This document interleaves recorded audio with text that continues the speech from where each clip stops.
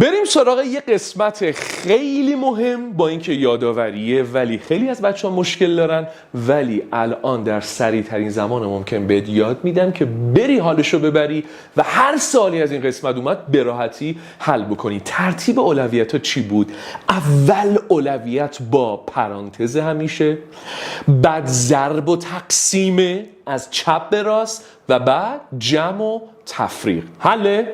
یاد گرفتی؟ پرانتز، ضرب و تقسیم از چپ به راست، جمع و تفریق. برو بریم. درس من تموم شد. حالا می‌خوایم سوال حل بکنیم. ببین، میگه حاصل عبارات زیر رو به دست بیارید. خب، دو تا عدد منفی دارن با هم دیگه جمع میشن. همه علامتن. یه منفی رو می‌نویسم، عددا رو با هم دیگه جمع می‌کنم. حالا یه منفی داره با یه مثبت جمع میشه. درسته؟ منفیه رو می‌نویسم، این اعداد رو از هم دیگه کم می‌کنم. منهای 451. اینجا دو تا پرانتزه. اول میرم سراغ این، بعد میرم سراغ این. خب، دو تا عدد منفی با هم دیگه جمع بشن، منفی رو می‌نویسم، عددا رو جمع می‌کنم. حالا منفی با منفی داره جمع میشه، منفی رو می‌نویسم، 7 رو با 5 جمع می‌کنم، منهای 12. منفی با منفی داره جمع میشه، یه منفی رو می‌نویسم، عددا رو جمع می‌کنم، منهای 18. حالا منهای 18 داره با مثبت 20 جمع میشه. درسته؟ زور کی بیشتره؟ مثبته. مثبت رو می‌نویسم، 20 و 18 اختلافش میشه 2. مثبت 2 و تمام. سوال بعدی اینو ببین. اینجا منفی داره با مثبت جمع میشه، نه؟ زور این بیشتره، منفی رو می‌نویسم، عددا رو از هم دیگه کم می‌کنم. حالا منفی با منفی داره جمع میشه، یه منفی رو می‌نویسم، عددا رو جمع می‌کنم. منهای 7 با 8 داره جمع میشه، زور این بیشتره، یه مثبت رو می‌نویسم، عددا رو کم می‌کنم. مثبت 1 و منهای 7 زور این منفیه بیشتره، یه منفی رو می‌نویسم، عددا رو کم می‌کنم، منفی 6. منفی 6 هم با مثبت 6 که قرینه همن، دو تا عدد قرینه جمع بشن 0. بعدی اینو ببین. منهای 8 با 6. آقا زور این بیشتره دیگه، نه؟ یه منفی رو می‌نویسم، عددا رو کم می‌کنم، منفی 2. درسته؟ دقیقاً خیلی جالبه. لازم نیست منفی 2 رو با این بگیرم، بعد برم با این، بعد برم با این. نگاه کن. الان این دوتا رو ببین، خیلی باحاله. من میتونم بگم 14 با منهای 12 میشه مثبت 2. بعد مثبت 2 با منهای 2 رفت. 22 با منهای 20 هم میشه مثبت 2. تهش میشه 2. یعنی یه ذره باهوش باشی، لازم نیست به ترتیب عددا رو جمع بکنی. میتونی دوتا جمع بکنی، بعد حاصلشون رو با هم دیگه جمع بکنی. ولی اینجا من مستقیم رفتم. اینجا نه، همین رو رفتم، همین راهی که الان گفتم. اینجا اینا با هم دیگه میشه مثبت 2، اینا با هم دیگه میشه مثبت 2. حالا ببین، مثبت 2 با منفی 2 رفت، چی میمونه؟ یه مثبت 2 و تمام. حله؟ بریم بعدی. هی مثالا رو سخت‌تر می‌کنیم. آها، پای ضرب و تقسیم میاد وسط، یادت باشه نری اول اینو حساب بکنی و اولویت اول با ضرب است. 4 5 تا میشه 20 تا. درسته؟ الان 3 یا مثبت 3 داره منهای 20 میشه. منفی زورش بیشتره، یه منفی رو می‌نویسی، عددا رو کم می‌کنی، منهای 17. اینو ببین. این منفی رو انجام ندی یا اولویت با این ضرب و تقسیم، اونم با این چپیه اول. 5 تقسیم بر 5 میشه 1. حالا 1 ضرب در 5 میشه 5. حالا میتونی جمع و تفریق رو انجام بدی. تو میتونی اینو با این جمع بکنی اول، بعد حساب بکنی، یا میتونی در واقع از این ور بری. فرق خیلی نمیکنه واقعا. 5 منهای 5 میشه 0، یه دونه مثبت 5 میمونه و تمام. حله؟ سخت‌ترش بکنم. بیا.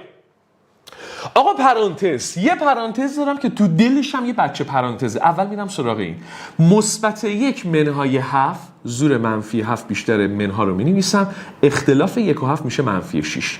حالا منفی 6 داره قرینه میشه، منفی در منفی میشه مثبت. درسته؟ حالا 2 یا مثبت 2 داره با مثبت 6 جمع میشه، چون هم علامتن عددا رو جمع میکنیم با علامت مثبت. مثبت 8. حالا 8 منهای 1 میشه 7. 7 پشتش منفی داره، میشه منفی 7. درسته؟ نه زود اومدی؟ ببین 3 منهای 7 داره، میشه مثبت 3 منهای 7. زور کی بیشتره؟ زور منفیه. منفی رو بنویس، اختلاف 7 و 3 میشه 4. منفی 4. تمام. اینجا رو ببین. آقا دو تا پرانتز داریم، از کدوم شروع بکنیم فرق نمیکنه. اینو حساب کن، اینو حساب کن، بعد به هم دیگه تقسیم کن. بیا اینجا. منفی در منفی میشه مثبت 24. منفی تقسیم بر مثبت میشه منفی 12 تقسیم بر 2 میشه 6، منفی 6. حالا مثبت تقسیم بر منفی میشه منفی، علامت منفی رو داشته باش، 24 رو تقسیم بر 6 بکنی میشه 4، منفی 4. حل بازم سخت‌تر. بیا پرانتز اندر پرانتز اندر پرانتز. اول از این پرانتز داخلی شروع میکنیم، درسته؟ 7 منهای 8 میشه -1، درسته؟ که -1 رو اگر تو -6 ببین این پشت 6 با یه علامت منفی دیگه، -6 داره تو -1 ضرب میشه، منفی در منفی مثبت، 6 یکی 6 تا مثبت 6. حالا 5 و 6 رو جمع بکنیم میشه 11. دقت کن 11 داره تو چی ضرب میشه؟ 4 یا -4؟ -4. این منفی پشت اینه دیگه. -4 رو اگر توی مثبت 11 ضرب بکنیم منفی در مثبت میشه منفی 4 تا 11 تا 44 تا -44. حالا مثبت 3 یادت باشه عدد علامت نداره، علامتش مثبت دیگه. مثبت 3 با منهای 44 مثبت 3. خب زور این بیشتره، جواب میشه منفی. اختلاف 44 و 3 میشه 41 با علامت منفی 41. درسته؟ حالا -2 داره تو این ضرب میشه، منفی در منفی مثبت 2 تا 41 میشه 82 تا. حالا یکم با 82 جمع بکنیم 83. بعدی میرم تو این پرانتزه، بعد خودش هم 2 تا پرانتز داره. منفی در منفی که میشه مثبت، اینجا منفی در منفی میشه مثبت. 6 و 4 10، یه منفی پشتشه -10. حالا -15 با منای 10 منفی با منفی جمع بشه، یه منفی رو می‌نویسم، عدد رو جمع میکنم، منای 25. بعدی نگاه ببین چقدر مثال تو جلسه آموزشی ما، تو جلسه آموزشی چند دقیقه‌ای ببین چقدر مثال داریم حل می‌کنیم. اول اولویت با اینه 4 5 تا 20 تا. حالا تقسیم 20 یا مثبت 20 تقسیم بر منهای 2، مثبت تقسیم بر منفی میشه منفی، 20 رو تقسیم بر 2 بکنیم میشه -10. درسته؟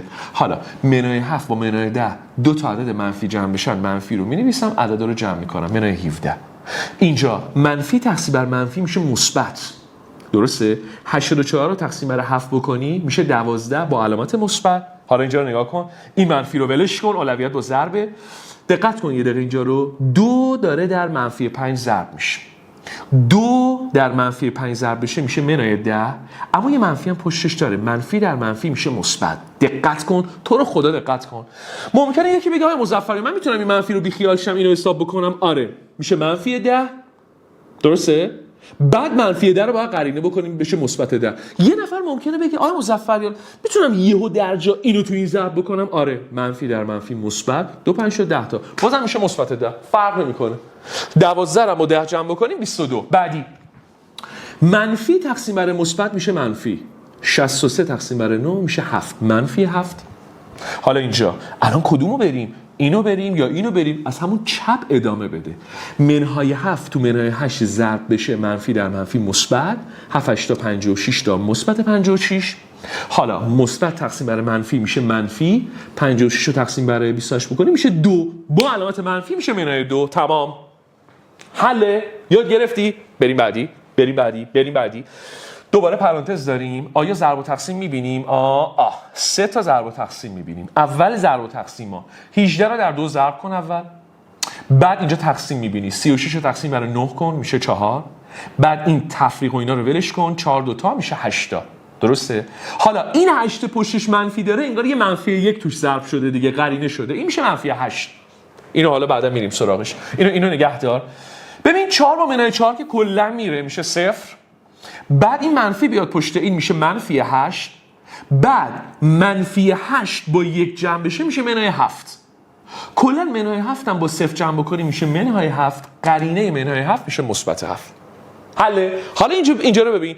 ممکنه بگه آقای مظفریان توان ما نداشتیم، شما گفتی اولویت در واقع پرانتزه، بعد ضرب و تقسیمه، بعد جمع و منهای، توان رو به ما نگفتی. توان یه جور ضربه دیگه عزیزم.